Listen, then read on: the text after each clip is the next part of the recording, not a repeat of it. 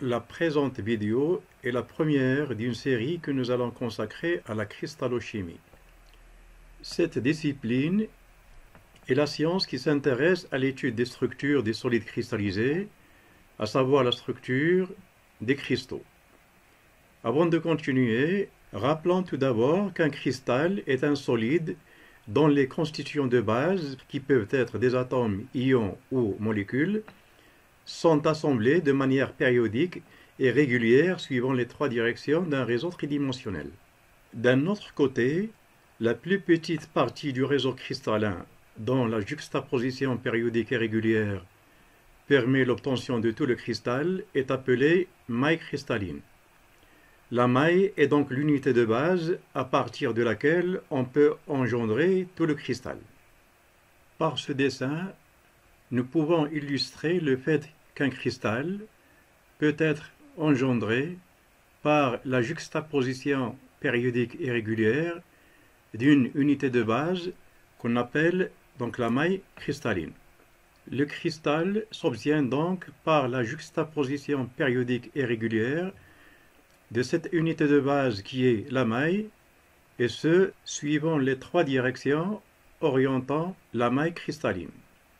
Dans ces conditions, n'importe quelle maille du cristal peut être obtenue à partir de la maille de référence par des translations entières, suivant les trois directions OX, OY et OZ. Ainsi, et d'après ce dessin illustrant le cristal, la maille opposée diagonalement à la maille de référence peut être obtenue en glissant cette dernière deux fois le paramètre A suivant l'axe des X, deux fois suivant l'axe des Y et une fois suivant l'axe des Z. De façon générale donc, toute maille du cristal s'obtient en faisant subir à la maille de référence la translation T est égale à U fois A plus V fois B plus WC. A, B, C, ce sont les vecteurs de base de la maille, et U, V, W sont des nombres entiers relatifs. De façon générale, une maille donnée est un parallélépipède dont la description nécessite la connaissance de 6 paramètres géométriques. 3 paramètres linéaires précisant les côtés de la maille et 3 paramètres angulaires qui sont alpha, bêta et gamma. Alpha étant l'angle entre B et C, bêta est celui entre A et C, et gamma est l'angle entre les côtés A et B. Les solides cristallisés, qui sont donc les cristaux, peuvent être classés d'après la nature de la liaison chimique assurant la cohésion des atomes, ions ou molécules de ces cristaux. On distingue essentiellement les cristaux métalliques, les cristaux ioniques, les cristaux covalents et les cristaux moléculaires. Dans un premier temps, nous allons nous intéresser aux cristaux métalliques. Dans un solide métallique, les atomes sont considérés comme des sphères rigides et non interpénétrables, formant des empilements compacts ou semi-compacts. Ces empilements sont de trois types. Il y a l'empilement hexagonal compact qu'on note HC, l'empilement cubique à face centrée qu'on note CFC, et l'empilement cubique centré qu'on appelle aussi cubique corps centré et qu'on note CCC. Les deux premiers empilements sont très compacts, alors que le troisième n'est que semi-compact. Le but de cette vidéo est de montrer comment on construit chacun de ces trois empilements. Dans une première étape, nous allons montrer comment se fait la construction d'un empilement hexagonal compact. L'empilement hexagonal compact est un empilement qui est tridimensionnel, et pour bien comprendre sa construction, nous allons le faire par étapes. En essayant de voir d'abord le cas théorique d'un cristal linéaire et voir comment le construire de façon compacte. On passera ensuite à la discussion du cas où le cristal est à 2 dimensions et on verra comment donc avoir un cristal compact à 2 dimensions. Et ce n'est qu'en troisième étape qu'on va expliquer comment se fait la construction de l'empilement hexagonal compact. Supposons donc avoir un cristal linéaire. Ça va consister donc à l'arrangement d'un certain nombre d'atomes de même nature suivant un axe donné, comme on peut le schématiser par le dessin suivant.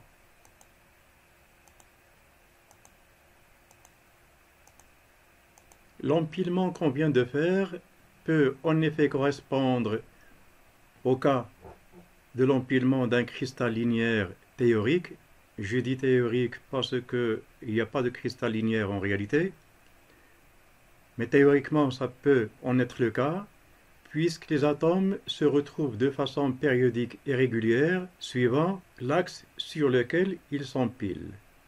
Ce cas de figure correspond donc bien au cas d'un cristal linéaire, mais ce cristal que nous avons envisagé n'est pas compact pour la bonne raison qu'il y a de l'espace entre les atomes. Et qui dit compact, ça voudrait dire qu'il faut éliminer le vide entre les atomes au maximum possible. Pour que cette structure devienne compacte, il faudrait absolument éliminer le vide entre les atomes, et ce en les mettant en tangence les uns avec les autres, comme on peut l'illustrer par le dessin suivant.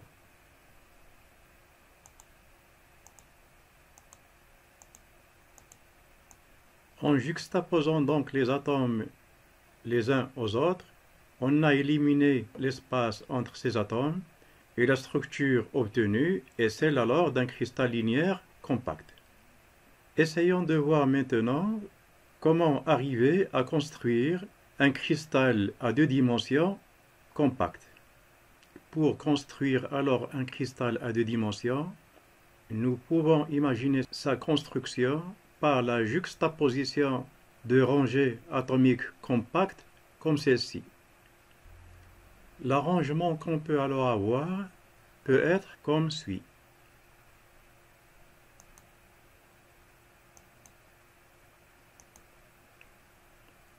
Ce cas de figure n'est pas très compact pour la bonne raison que le vide existant entre les atomes est un vide qui est important.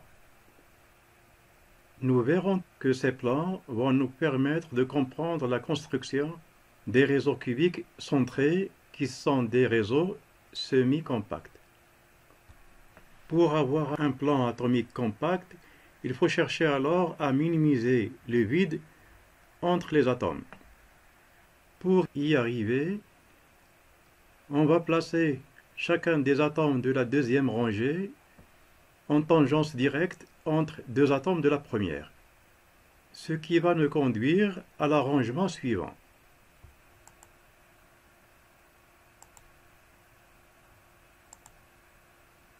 Dans cet arrangement, nous avons également un vide entre les atomes, mais ce vide ne peut pas être éliminé.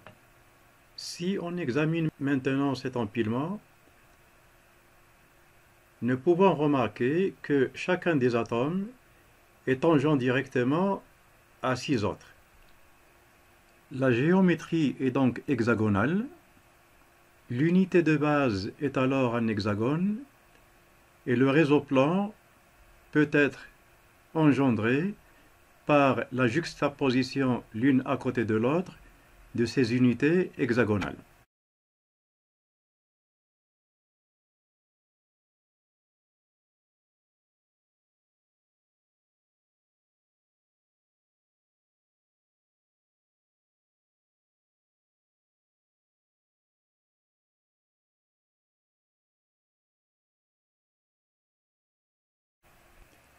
Des plans hexagonaux de ce type vont être alors à la base de la construction de l'empilement hexagonal compact.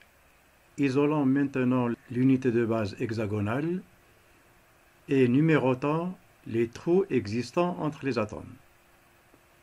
Remarquons que les trous 1, 3, 5 forment entre eux un triangle équilatéral comme exactement celui formé entre trois atomes tangents directement dans la base hexagonale. Et il en est de même pour les trous 2, 4 et 6. Dans ces conditions, et pour construire l'hexagonal compact à 3 dimensions, on peut mettre un atome sur le trou 1, un autre sur le trou 3 et un troisième sur le trou 5. Au lieu de mettre des atomes sur les trous 1, 3 et 5, on peut les mettre sur les trous 2, 4 et 6. On aura exactement la même configuration. Si on opte pour la mise des atomes sur les trous 1, 3, 5, on aura la configuration suivante. Comme les atomes qu'on vient de mettre sur les trous 1, 3 et 5 forment un triangle équilatéral, c'est qu'ils font bien partie d'un plan hexagonal construit exactement de la même façon comme celui de la base. Mais pour traduire le fait que les atomes qu'on vient de mettre ne sont pas exactement sur les atomes de la base, le plan auquel appartiennent les atomes de cette base sera appelé plan A, et le plan contenant les atomes qu'on vient de mettre sur les trous 1, 3, 5 sera appelé plan B. Chacun de ces atomes, comme ceux de la base A, va être entouré par 6 autres atomes. Mais puisqu'on a délimité l'espace avec la base hexagonale, ceci ne nous permet pas d'avoir les 6 atomes entourant l'un des atomes du plan B. Ce qu'on vient d'expliquer peut être décrit à 3 dimensions de la façon suivante.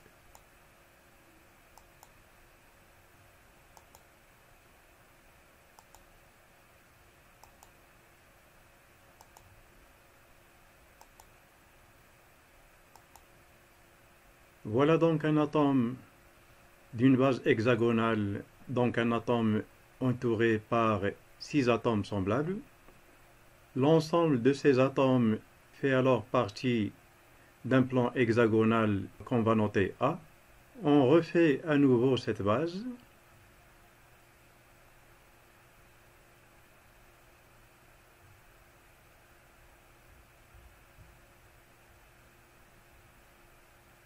Sur le trou 1, 3 et 5, on va placer des atomes du plan B. Pour avoir maintenant l'empilement hexagonal compact, on va prendre un atome d'un plan hexagonal identique au plan A et le mettre sur les atomes du plan B. Comme cet atome donc appartient à un plan hexagonal, il va être entouré de 6 atomes pour former une base hexagonale.